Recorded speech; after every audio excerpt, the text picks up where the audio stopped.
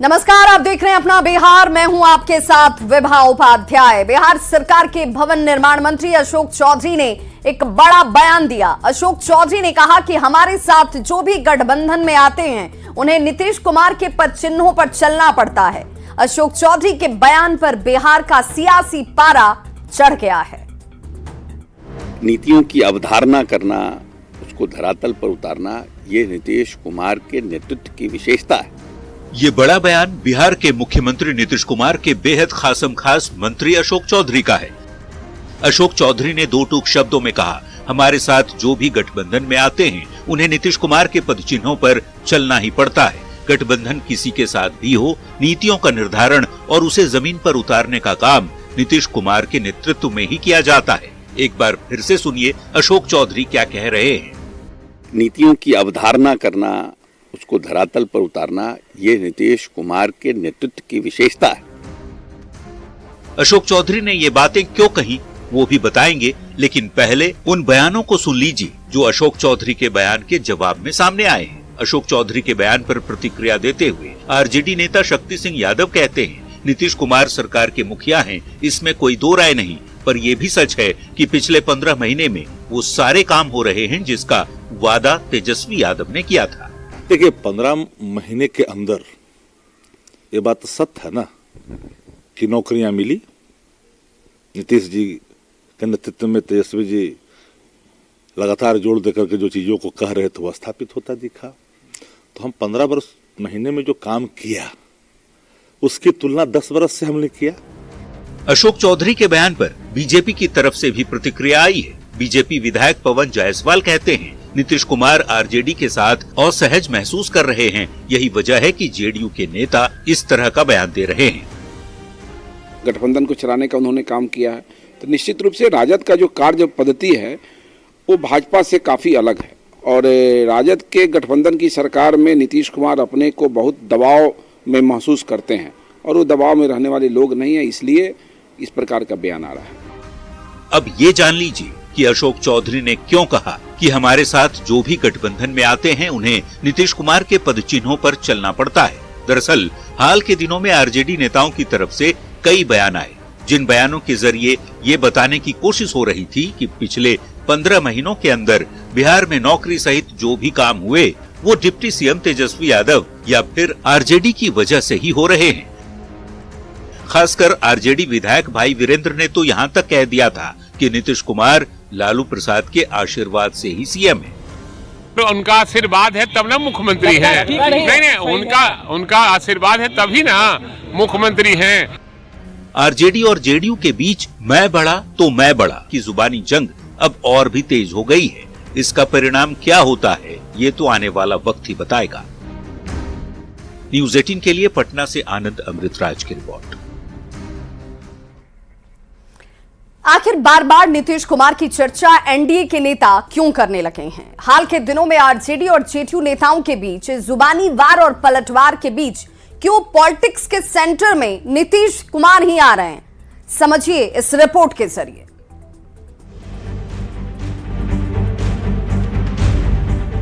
नीतीश जी को आना चाहिए। नीतीश जी अगर आने के लिए तैयार हैं तो हम लोग इसमें कोई दिक्कत नहीं। नीतीश कुमार जी से जाकर पूछिए कब क्या सोचते हैं, रात में क्या सोचेंगे, सुबह क्या सोच लेंगे, कब उनके मन में क्या आएगा, यह उनका विषय।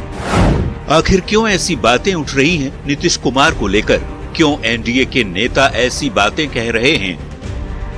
दरअसल नीतीश कुमार की पार्टी जेडीयू के नेता लगातार सीट शेयरिंग जल्द किए जाने की मांग इंडी गठबंधन से कर रहे हैं, जिस पर विरोधी गठबंधन की ओर से कोई पहल नहीं हो रही।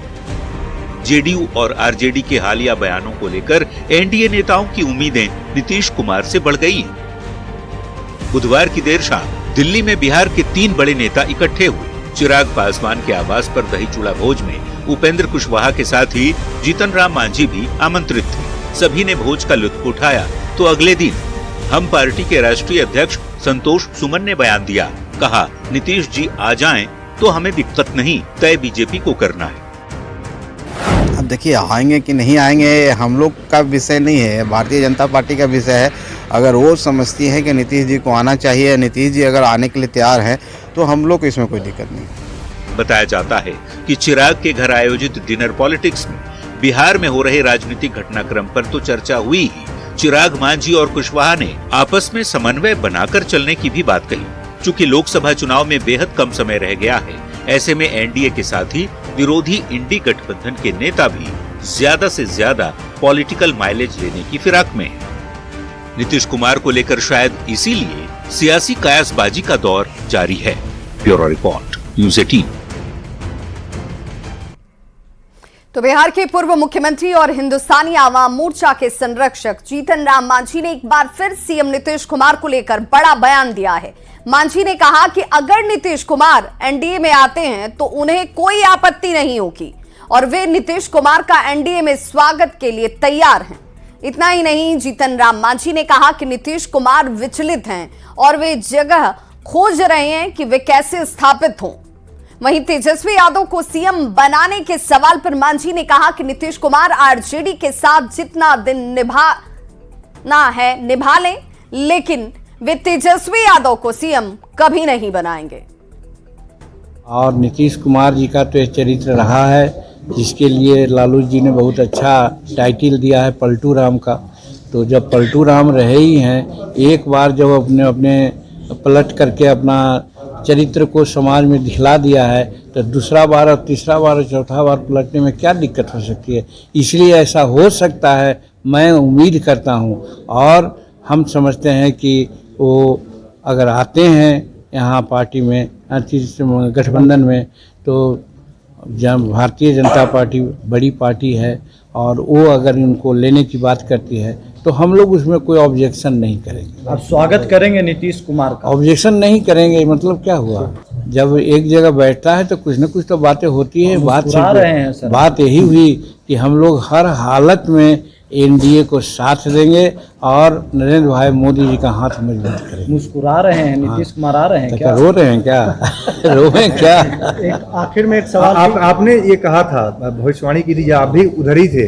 आप उनको कह रहे हैं नीतीश कुमार पलटू राम है, लेकिन आप भी उधर ही थे, महागठबंधन में गए थे आप भी। उधर से आप इधर आए तो उस समय भविष्यवाणी आपने की थी कि नीतीश कुमार भी आएंगे। लग रहा है अब आपकी भविष्यवाणी सच साबित हो समय आ गया। भविष्यवाणी की बात क्या है, वो तो हम ये समझते थे कि जैसे उन्होंने कहा था कि हम तेजस्वी को मुख्यमंत्री बनाएंगे, ऐसा आश्वासन देकर के आए थे। लेकिन हम ये जानते थे कि नीतीश कुमार जब जीतन मांझी को टॉलरेट नहीं कर सके तो किसी को अब मुख्यमंत्री नहीं बनाएंगे, जितना दिन तक वो निभा लें। मध्य प्रदेश के मुख्यमंत्री मोहन यादव पहली बार बिहार आए। राजधानी पटना के एक दिवसीय दौरे में एयरपोर्ट से लेकर श्री कृष्ण मेमोरियल हॉल तक पार्टी कार्यकर्ताओं का जोश देखते ही बन रहा था। आयोजन श्री कृष्ण चेतना विचार मंच की ओर से किया गया था, पर बीजेपी नेताओं की मौजूदगी और कार्यकर्ताओं के जोश के जरिए चुनावी मौसम में बिहार के यादव वोट बैंक को भी पार्टी की ओर से साधने की कोशिश की गई।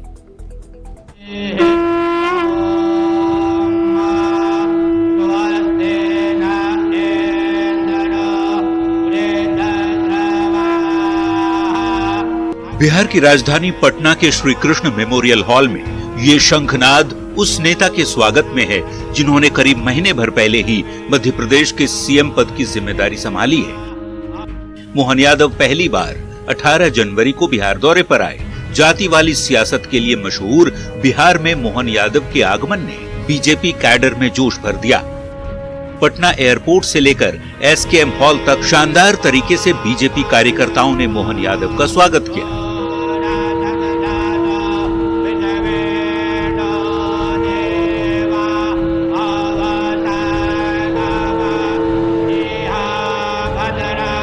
श्री कृष्ण चेतना विचार मंच की ओर से आयोजित कार्यक्रम में पहली बार बिहार आए मोहन यादव अपने स्वागत से गदगद दिखे। तभी बिहार के लोगों को मध्य प्रदेश आने का भी न्योता दिया। हमको मालूम है भगवान कृष्ण मध्य प्रदेश की धरती पर आए तो सांदीपनि आश्रम वहीं जहाँ उनकी शिक्षा दीक्षा हो, तो उनके शिक्षा दीक्षा के पाठ्यक्रम को सबके सामने लाते हुए जहाँ जहाँ उनके चरण पड़े प्रत्येक स्थान को तीर्थ के रूप में विकसित करेंगे, हमारे पूरे समाज को प्रेरणा मिले। इसलिए उस चीज को जोड़ करके हम आगे बढ़ रहे हैं। मेरी अपनी ओर से आप सबको भी निमंत्रण है, आप कभी भी आए, मध्य प्रदेश में आए, अपने किसी प्रकार के व्यवसाय को करना व्यवसाय करें, आपको स्थायी बसना स्थायी बसे, परमात्मा करे आपको अपने ढंग के जो आपके जिससे तो सबकी प्राप्ति हो। मध्य प्रदेश के सीएम ने बिहार के लोगों की तारीफों के पुल बांध दिए। कहा, कुशल मजदूर हों या फिर आईएएस आईपीएस, देश में सबसे ज्यादा प्रतिभावान बिहार के ही युवा हैं। बिहार में किस बात की कमी है? बिहार में जिस प्रकार के टैलेंटेड लोग होते हैं, पूरे देश के कोई राज्य ऐसा नहीं होगा जहां सर्वाधिक आईएएस आईपीएस अगर निकल के जाते हैं तो केवल एकमात्र राज्य वो बिहार है, जो जिसको ये गौरव हासिल है। एकमात्र राज्य बिहार है जो सभी प्रकार की चुनौतियों का सामना करने के लिए किसी प्रकार से कोई औद्योगिक क्षेत्र के माध्यम से गुजरात अपनी पहचान बनाता है या कोई और राज्य होगा, लेकिन उसके पीछे पसीने की बूंद अगर कहीं गिरती हुई दिखाई देगी तो निश्चित रूप से बिहार के हमारे भाई बहनों की रहेगी। मंच पर बिहार बीजेपी के भी बड़े नेता मौजूद थे। मोहन यादव का दौरा जिस वक्त हुआ है वो चुनाव का समय है। बिहार में कास्ट पॉलिटिक्स चरम पर होती है। वैसे मोहन यादव के मध्य प्रदेश के मुख्यमंत्री बनने के बाद ही सियासी कयास लगाए जा रहे थे कि बीजेपी का ये फैसला यूपी और बिहार की यादव वोट बैंक को ध्यान में रखकर लिया गया है। ऐसे में मोहन यादव की एंट्री ने चुनावी मौसम में पटना के सर्द मौसम के बीच सियासत को गर्मा दिया। Bureau report, news 18।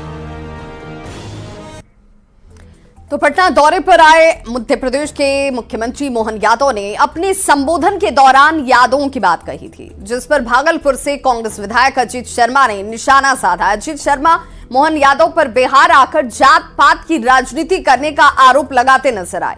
बिहार की जनता को इससे कोई फर्क नहीं पड़ता, उनकी तरफ से यह भी कहा गया। आज जब लोकसभा का चुनाव और आप मुख्यमंत्री बने तो आ रहे हैं बिहार में, यादवों की बात कर रहे हैं। आप यादव कितने को जानते हो बिहार में? कुछ भी नहीं जानते हैं। आप कभी आए बिहार? आप बिहार के लोग देश को आजाद कराने में अपनी जो कुर्बानियां दी हैं, क्या उनको पता है? और वो कहते हैं कि 1000 वर्षों से हम लोग गाय पालते हैं। अरे गाय सिर्फ वो नहीं पालते हैं, गाय सभी लोग पालते हैं। गौ माता होती है, उनको पता नहीं है। और बिहार है ये मध्य प्रदेश नहीं है जो आप यहाँ आके भाषण दे रहे हैं। और बड़ी खबर इस वक्त कटिहार से आ रही है, जहां डबल मर्डर से कटिहार दहल उठा है। अपराधियों ने दिन दहाड़े वार्ड संख्या 45 के पार्षद खुशबू परवीन के पति छोटू पोद्दार और उनके सहयोगी प्रीतम चौधरी की गोली मारकर हत्या कर दी। वहीं छोटू पोद्दार का रिश्तेदार उदीप पोद्दार गोली लगने से घायल हो गया है। 1 दर्जन से अधिक गोली मारने की सूचना मिल रही है। नगर थाना क्षेत्र के हरिगंज चौक पर गाड़ी को घेरकर गोलियों से भूना गया। मृतक छोटू पोद्दार का भी लंबा आपराधिक इतिहास बताया जा रहा है। घटना के बाद पूर्व डिप्टी सीएम तारकिशोर प्रसाद ने बिहार में बढ़ते अपराध पर एक बार फिर से सरकार को घेरा है। कहाँ कैसे हुआ घटना? ईटा चलाया ना, ईटा चला के जब गोली चलने लगा, जब हम मुंडी नीचे कर दिए, जब मेरा पीछे में लग गया गोली तो उसके बाद काली हम ऐसे पूरा एकदम सांस रोक दिए तो काली आवाज सुने, वो बोला क्या मार रहे डोमा, मार रहे नहीं मरा, मारो रे, इधर आके मारो रे। उसका बहुत चला, सब शीशा फूट गया गाड़ी का। नितांत ही दुखद है। उनके छोटू पोद्दार जी की पत्नी कटिहार नगर निगम के निगम पार्षद भी हैं और लगातार उनके द्वारा सेवा के क्षेत्र में काम किए जा रहे हैं। यह दुर्भाग्यपूर्ण घटना क्या लगता है, जितनी निंदा की जाए कम है। वहीं बड़ी खबर नालंदा से आ रही है, जहां बेखौफ अपराधियों ने दिन दहाड़े बीच सड़क पर टोटो सवार एक महिला और उसकी नतनी पर गोलीबारी की। दोनों को गंभीर हालत में अस्पताल भेजा गया, लेकिन इलाज के दौरान युवती की मौत हो गई है, जबकि उसकी नतनी जो है वो गंभीर रूप से घायल बताई जा रही है। थरथरी थाना क्षेत्र के दादूपुर मोड़ के पास की ये घटना बताई गई है। ये घटना तब हुई जब एक टोटो पर सवार महिला अपनी नतनी पूजा भारती के साथ राजन बिघा गांव जा रही थी और तभी अपराधियों ने इन्हें निशाना बनाया। फिलहाल हत्या के कारणों का खुलासा नहीं हुआ है। के साथ उनकी नानी भी उस टोटो में सवार थी। दोनों को इलाज के लिए बिहार शरीफ सदर अस्पताल भेजा गया, जहां इलाज के क्रम में पूजा भारती की मृत्यु हो चुकी है और उनकी नानी का इलाज अभी चल रहा है। उनके हाथ में गोली लगी है उनका फर्द बयान लेने का प्रयास अभी किया जा रहा है और अभी तक घटना के कारण स्पष्ट नहीं है। इसमें फर्द बयान लेकर आगे का अनुसंधान किया जा रहा है। बहुत ही जल्द इसमें उद्भेदन कर लिया जाएगा। और चलिए आपको सीधे लिए चलते हैं राम की नगरी अयोध्या, जहां हर तरफ राम धुन बज रहा है, जहां हर तरफ भक्ति और उल्लास का माहौल नजर आ रहा है। और हमारी सहयोगी विनीता मिश्रा हमारे साथ सीधे उस राम नगरी से जुड़ रही हैं। विनीता, इस वक्त जहां आपकी मौजूदगी है वहां के अलौकिक दृश्य भी दिखाइए और जरा ये बताइए कि जब राम की नगरी में आप इस वक्त मौजूद हैं तो राम भक्त क्या कह रहे हैं, क्योंकि इस सरयू के तट पर पहुंचना लोग अपने लिए सौभाग्य की बात मानते हैं। उस सरयू के तट की विहंगम दृश्य आपके पीछे मुझे नजर आती हुई। बिल्कुल विभा, सरयू तट की अगर हम बात करें तो इसका महत्व ही अलग है।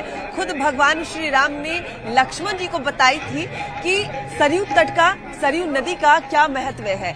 सरयू नदी अगर कोई आए, यहाँ स्नान करे, इसका दर्शन करे तो सभी तीर्थों का उसे जो महत्व है वो मिल जाता है। और वही सरयू की धारा यहाँ नजर आ रही है, मानो सरयू भी यहाँ कलकल बहकर भगवान श्री राम के इंतजार में अपनी खुशी प्रकट कर रही है। और जो इतनी ठंड है, ठंड होने के बावजूद भी भगवान श्री राम के भक्त लगातार अयोध्या आ रहे हैं।